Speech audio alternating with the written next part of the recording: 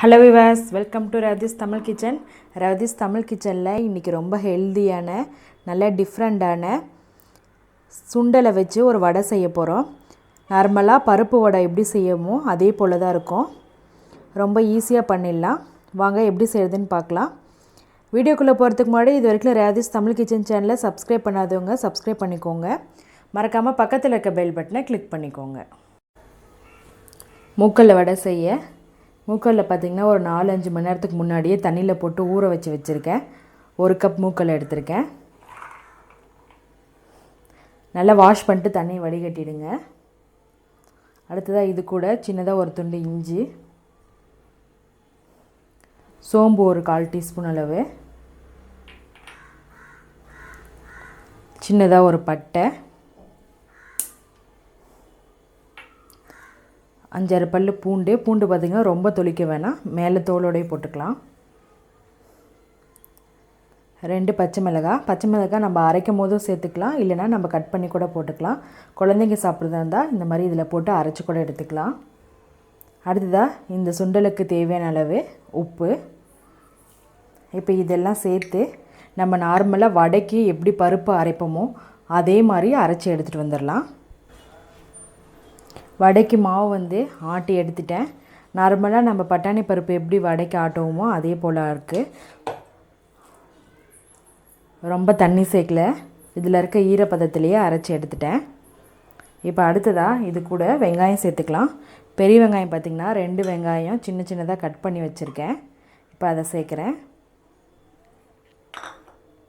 அடுத்ததாக கொத்தமல்லி தழை கொஞ்சமாக சேர்க்குறேன். கருவேப்பிலை கொஞ்சம் சேர்க்குறேன்.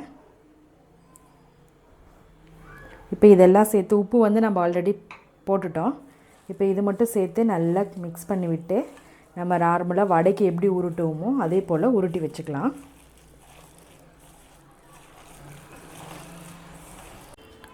வெங்காயம், கருவேப்பிலை, கொத்தமல்லி எல்லாம் சேர்த்து நல்லா மிக்ஸ் பண்ணிட்டேன்.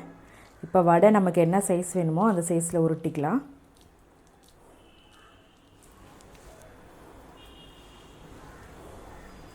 இதே போல் எல்லா வடைக்கும் உருட்டி எடுத்துடலாம்.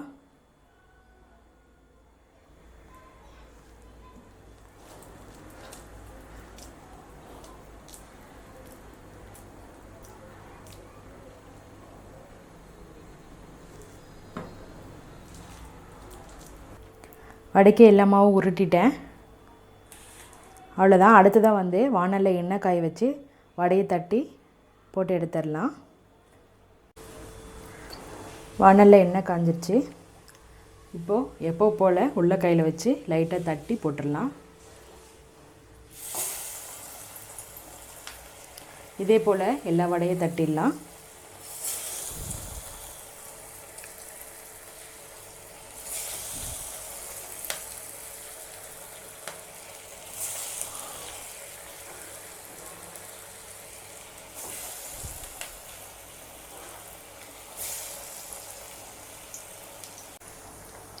அடுப்பை மீடியம் ஃப்ளேமில் வச்சு நல்லா வேக வச்சுருங்க. ஏன்னா பருப்பு உள்ளே நல்லா வேகணும். 1 சைடு வெந்த பிறகு திருப்பி போடுங்க.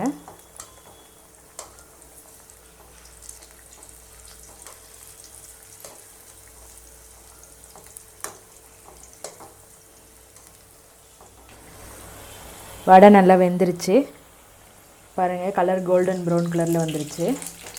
இப்போது எண்ணெயை வடிகட்டிட்டு எடுத்துடலாம்.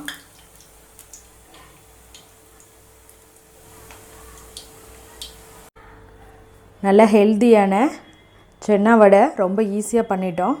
பாருங்கள், நார்மல் பருப்பு வடை எப்படி இருக்குமோ அதே டேஸ்ட்டில் தான் இருக்கும். மேலே எப்படி மொறுமொறுன்னு இருக்கோ உள்ளே சாஃப்டாக இருக்குது பாருங்கள்.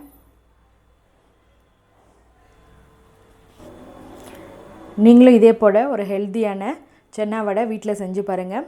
எங்கள் சேனலை சப்ஸ்கிரைப் பண்ணுங்கள். மறக்காமல் பக்கத்தில் இருக்க பெல் பட்டனை கிளிக் பண்ணிக்கோங்க. இந்த வீடியோ உங்களுக்கு பிடிச்சிருந்தால் லைக் பண்ணுங்கள், ஷேர் பண்ணுங்கள், கமெண்ட் பண்ணுங்கள். ரவதிஸ் தமிழ் கிச்சன் பார்க்குற எல்லாருக்கும் ரொம்ப நன்றி.